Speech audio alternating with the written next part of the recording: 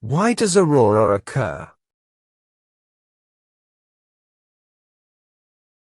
The story starts with the sun. In some places where the magnetic field is very high, it pushes itself out of the surface via plasma, ionized gas. When several tons of plasma leaves the sun, it is called solar storm.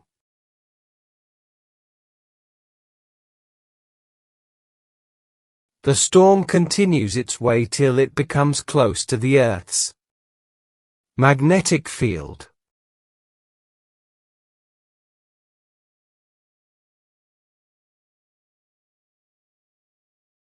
Therefore, the magnetic field of Earth deflects the storm by coupling together.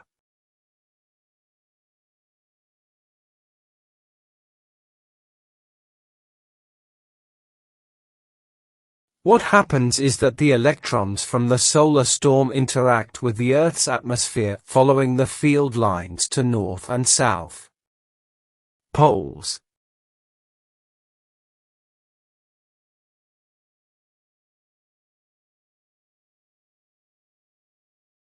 Again, the interaction of electrons with the gas atoms causes them to release both light and more electrons.